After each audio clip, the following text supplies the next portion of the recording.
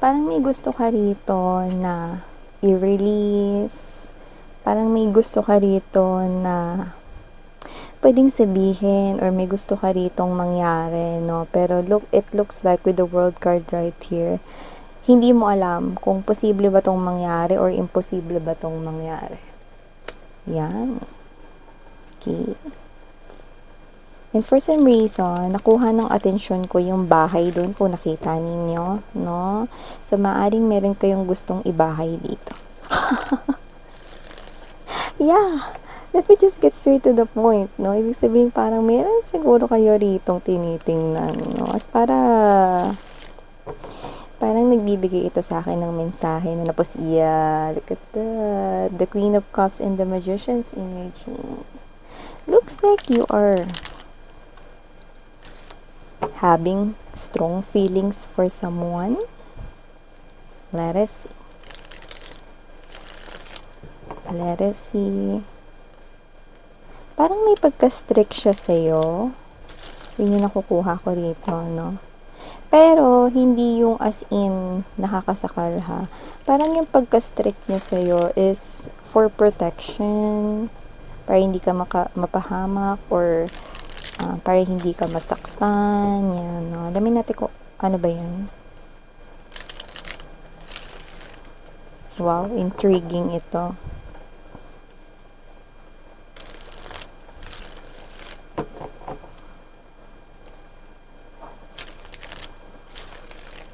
Okay, so nasalo na natin ang right energies, no, for the other informations that we need. So, hayaan ninyong alamin natin ito, guys.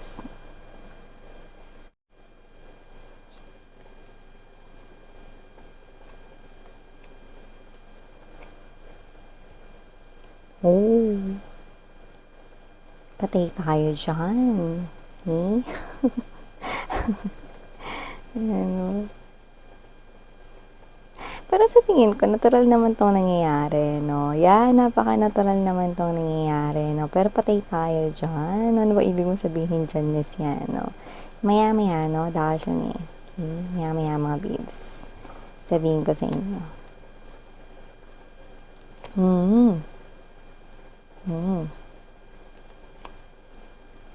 Okay. Right at the heart of this reading, your main energy is the Seven of Coins energy.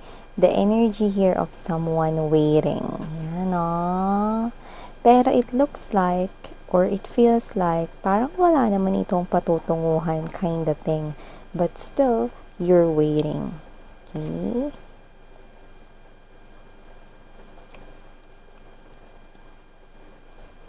Bottom of the deck, we have the Nine of Cups energy.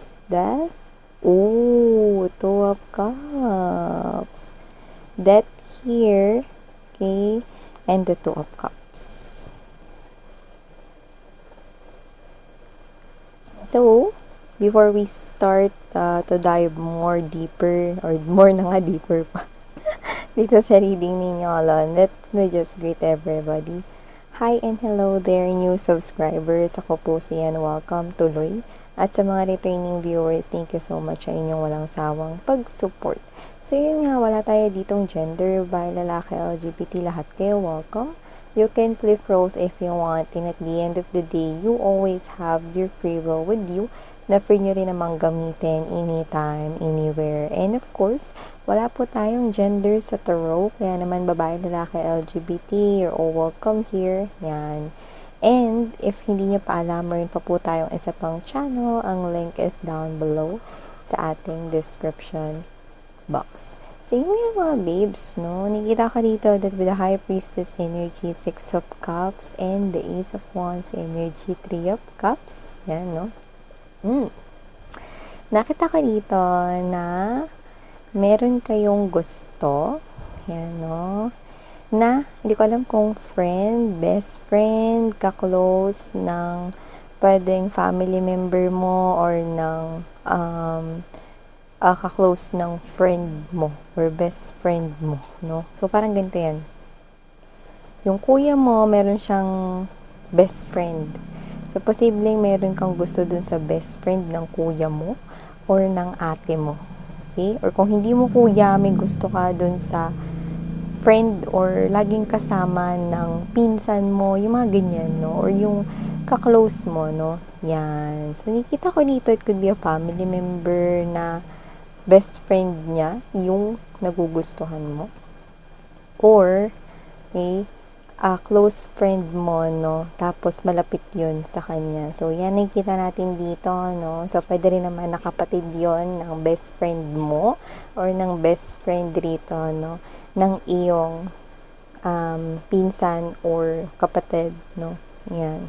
So, nakita ko dito, no, na posibleng nagustuhan mo siya, no, matagal na. So, nagka-crush ka sa kanya because, meron siya ritong itsura. Yan, no? And I do pick up that this could be here young love, no? Pwede rin naman sa iba sa inyo, siya yung first love mo, first crush mo, no? Tsaka, nakita ko dito mga babes, no, na pag ikaw ay bata pa, no, ang pinaka nakikita mo talaga at nawi-witness mo is yung physical appearance, isn't it, no? So, nakita mo dito, yung una mong napansin sa kanya, no, is good looking siya. Maganda siya, gwapo siya with the Knight of Wands energy, Six of Cups, yan, no? At mabait din siya sa'yo. Kaya kung best friend man siya ng kuya or ate mo, no, this person is mabait sa'yo, nice sa'yo, no? Para ka na rin niya ditong tinuturing na kanyang little sister or little brother. Yan, no? So, nakita tayo rito na parang tumayo na rin siya rito na parang second na kuya mo or second na ate mo, no? Or, okay. Ba't naman ni-mention yung mga little miss yan or younger, no? Kasi I do pick up that whoever this individual is, high chance, no, na posibleng mas older ito sa'yo sa age, no? May age gap tayo na kukuha rito, no? Possible na 10 years or almost 10 years. Yan, no? Iba ganun. So, just take out this resonates, no? Wala talaga tayong time period dito. Pero, nakita ko dito, no, kung sino man tong energy na to, no? Gusto nyo siya at nagustuhan nyo siya, no? Una, dahil sa gwapo siya, no? Or maganda. Yan, no? Hindi sa judge ko kayo, no? Pero kasi yung iba, no, nowadays, no? Mga human beings, no? Pag walang itsura, snatcher agad. Or parte ng mga ganggang, no, or mga kulto-kulto na yan, no. Tapos pag gwapo, okay lang, kahit itulak-tulak kayo. Diba?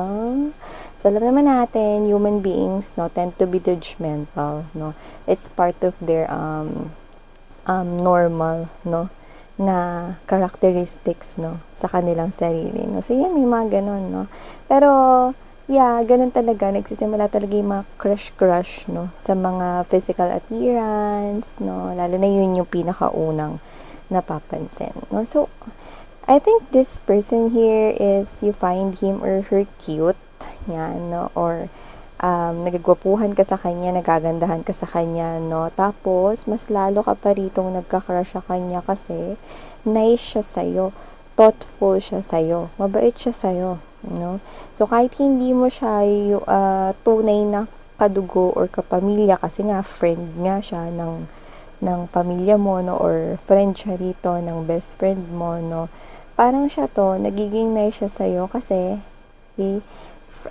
kapatid ka, no, ng friend niya, or pinsan ka ng friend niya, or best friend ka, no, nung kapatid niya. Mga ganyan, no? Basta may kaugnayan kayo rito, and I think yung kaugnayan ninyo is yung malapit mo ritong kapatid or kaibigan.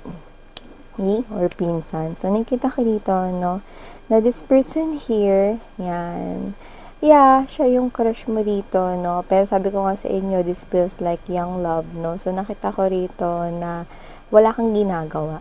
Hindi mo inamin, no, tinago mo lang, na-crush mo siya, yan, no. So, nakita ko dito, syempre, dahil naiintindihan mo na bata ka lang, no, nung time na yun. So, parang, iniisip mo, ay, crush lang naman to, no. Tama lang nakiligin ako dito ng patago with the high priestess energy, you know. Sino ba dito yung kinikilig patago? Yung 'pag nakita mo siya sa malayo 'no, magtatago ka muna dun sa pader 'no, tapos 'di ba, tatakpan mo yung bibig mo 'no, para hindi ka masyadong mag-react na kinikilig ka, na happy ka kasi andiyan siya, parang gusto mong tumili, mga gano'n, 'di ba? So, whoever this individual is, na nakita ko dito 'no, na kinikilig ka 'no, kapag nandiyan siya. Parang may kakaiba sa'yo 'no, na parang akala mo 'no, nakalaklak ka rito 'no, ng maraming vitamins 'no. Super energetic ka 'no, kapag nakikita mo siya, para siyang isang 'no, isa siya ritong klase 'no, ng energy na punong-puno ka ng interest 'no, yung nakikita ko rito 'no. And this person here 'no, lagi siyang nandiyan 'no, available siya lagi 'no. Binibilan ka niya ng food 'no, kapag ka nandiyan 'no, hindi ka lang niya basta-basta binabati, ini-entertain ka rin niya 'pag nakikita ka niya 'no. Pero yung pagiging thoughtful niya sa'yo, na binibilhan ka niya rito ng merienda, no? Or siguro minsan, no?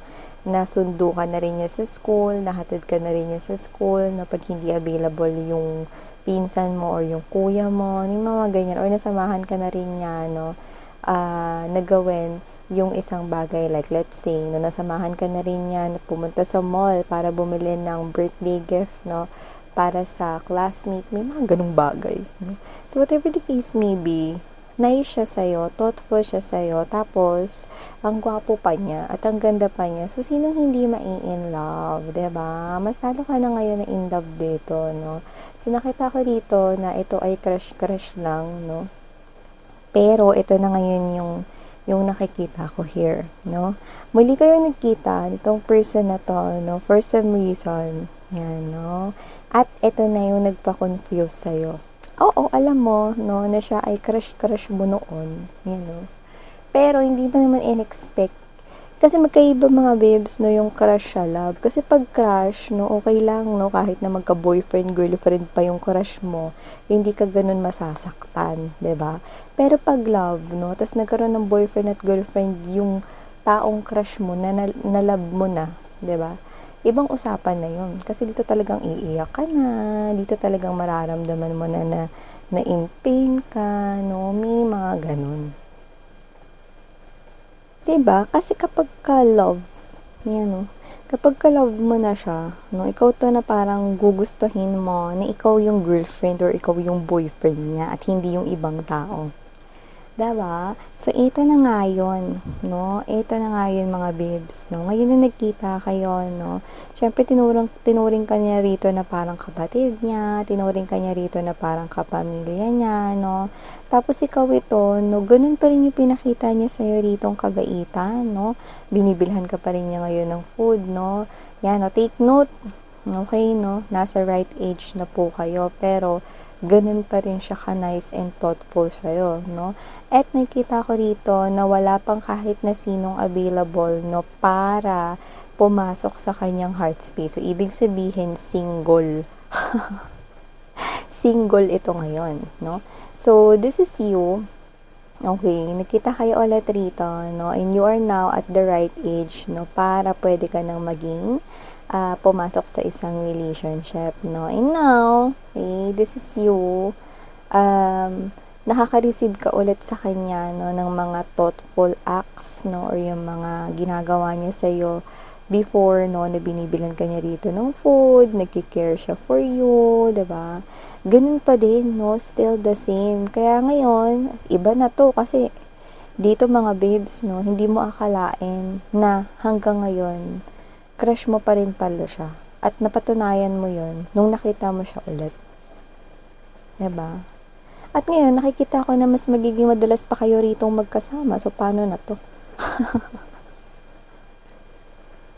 Kaya mo pa rin bang itago ang feelings mo para sa kanya? High Priestess energy. And there's the Six of Cups. There might be, height difference here as well. Or maybe age difference here, no? Pero nakikita ko dito na kung sino man tong energy na to, no? Tingin ko, nade-develop yung feelings mo sa kanya and you know it na ito ay love na at hindi na lang basta crush, no? Ngayon, no, na iba na, no, yung age. Okay? Nakikita ko dito na nakakaramdam ka na rin ng selos kapag ka merong mga umaaligid sa kanya. Take note, gwapo pa din siya at maganda pa rin siya kagaya ng dati. Kaya nagsiselos na kayo ngayon pero wala kayong ginagawa. Kasi nga, alam ninyo yung place ninyo, alam ninyo yung lugar ninyo, no? Tsaka, kaya ako na-mention kanina na naghihintay kayo rito kahit alam ninyo, no, na baka posibleng walang patunguhan tong feelings ninyo. Ayan, no? Yan, no? This book right here is appearing as your diary. Okay? Andyan yung sekreto mo, no? Yung sekreto mo rito na gusto mo siya, no? Or may feelings ka sa kanya, no? Yan, no? Nagbunga na nga yung mga puno, tsaka yung mga ubas, hindi yan mabilis alagaan at patubuin, no? Ibig sabihin, talagang ito ay tinago mo ng matagal na panahon, no? Kaya iba sa inyo, posibleng nagka-crush kayo sa kanya, fetus pa lang kayo. Grabe ka naman, miss. O, kinder, no? O kaya grade 1, mga ganyan. Grade 2, di ba? Mga ganyan, no? O, bakit? Grade 3 nga may crush na eh, oh, diba? So, yung kita ko dito na kung sino man tong energy na to, no, hindi mo ngayon tuloy alam na paano ka magre-react, pero ngayon nakakaramdam ka ng selos kasi ibang usapan na to, no? May takot ka nang nararamdaman dito na baka may magustuhan siya sa mga umaaligid sa kanya, no? Sa mga nandiligaw sa kanya, sa mga nagpapapansin sa kanya, wala tayong gender dito pero kinakabahan ka, masyakit yung ulo mo, hindi mo alam yung gagawin, bakit? Kasi yung crush na naramdaman mo sa kanya no, ay muling nabuhay. At ang crush na yun ay na-develop sa love. At nakita ko dito mga babes no, na kayo to na yung sikreto ninyo, no, na may gusto kayo sa kanya, no, ay mas lalong tumindi at gusto mo magkaroon kayo ng relationship, no, you are into your fantasies right here, no, at every time na nakikita mo siya rito, parang gusto mo siya ritong sunggaban. Yakapin, hagkan, halikan, no? Or, nag-i-imagine ka, no, na merong something, no? Na mali siyang namamagitan sa inyo, no? Eto na ngayon na malaking tanong mo. Miss yan, may patutunguhan ba yung connection namin? Eto bang pangarap ko ay mananatili na lang bang isang fantasy or fantasia? Ano nga ba yung mangyayari sa aming dalawa? Yan, no? Alam mo kung ba't ganyan yung tanong mo? It is because ang iniisip mo, nakikita ka lang niya bilang isang kapatid or bilang isang kapatid ng kaibigan niya, no? Or kapatid ng pinsan niya, mga ganun, no? So, nakikita ko dito na parang iniisip mo, no? Na kaya siya nice sa'yo rito, no? Dahil para ka ng kapamilya sa kanya, no? Pero kaya ka ba niyang tingnan bilang isang babae at bilang isang lalaki na pwedeng maka-in relationship at posible kayang ma-in love siya sa'yo. Boom! Nadali mo, no? Kasi nakakuha tayo rito ng diretsong sagot mula sa angels and guides mo at pati na rin mga ancestors mo na cheer dito sa connection na to. Yung mga ancestors mo nakakaloka, no? Kasi parang minsan ko lang talaga banggitin yung ancestors, pero dito parang meron ka ritong mga ancestors, no, or mga departed loved ones na pinupush tong connection na to, no, and I wanna get straight to the point, no, I'm personally getting na kung mga ancestors mo to, no, parang gustong-gusto nila makatuluyan mo tong person na to, no, para magkaroon sila ng may itsurang kamag-anak. Or gwapong apo, no? Apo sa tuhod, apo sa kuko. May apo ba sa kuko? Yung mga ganon. So, nakita ko rito na kung sino man tong energies na nasasagap natin ngayon. I do believe that this is might be a personal reading here for specific viewers watching this, but I'm seeing, no, na 9 of Cups energy, Death card right here, 2 of Cups. Naku, minsan kinakabahan ako, bakit naman dyan? Nasa gitna pa yung death niya, no? Well, here, mga babes, no? Drum roll, tan-tararan. Ang death dito sa reading ninyo symbolizes rebirth, okay? As you can see, no, there is an open door right there, slightly opening, no? Kahit na maliit pa lang yung butas niyan or yung bukas ng pintuan, nakikita mo na yung naaninag mo na yung liwanag, isn't it? Diba? Compared with the other one. So, ibig sabihin, may magko-close dito and may magbubukas na another door. Anong ibig sabihin nun, Miss Yan, no? Nakikita mo ba na yung nasa gitna, no? Kung papansin mo, mapuputol na yung PC, no? Yan. So, ibig sabihin, nakikita ko dito, this is a major arcana right here. Universe will allow your wish. Granted! Granted ang wish mo mga babes, no? Kaya mga babes, it's a celebration because ang magko-close na door ay walang iba kundi ang inyo rito, no? Na pagiging kuya, ate, no, bunso, mga ganyan, no, mapuputol yan, no? Dahil magbubukas dito, love is an open door, diba? Love is an open door, Two of Cups energy, pero mabagal nga lang yung unti-unting pagbukas na to. Okay? Ako okay lang yun, Miss Yan, kahit mabagal pa yun, basta nakikita mo dyan, no, na merong patutunguhan tong connection namin. Ako, okay na ako dun, satisfied na ako dun. Yun naman pala. So, ibig sabihin, magbunga dito ang long time pagka-crush mo sa kanya, at nakikita ko rito na posible po siyang ma-inlove sa'yo, lalo na you are now at the right age. Alam mo, gwapo talaga siya, no? At maganda talaga siya rito, no? At kahit na may age gap kayo rito, parang hindi kayo nagkakalayo ng edad, no? Dahil sa mga itsura ninyo, no? So, wow. Nakikita ko dito mga babes, ako sino man yung mga kausap ko dito. Alam kong ngiting tagumpay kayo dito, no? Dahil na masusuklian ang inyong napakatagal na paghanga at nauwi na nga sa pag-ibig, no? Ang iyong feelings para sa person ni ito. So, yeah, iwanan ko sa inyong napaka-romantic na mensaheng ito, no? At malamang nakangiti ka ngayon, no? Habang nakikinig sa reading ni ito. So, maraming salamat sa oras mo. Muli ako po si Yan. Sarang iyo, love and light. And you.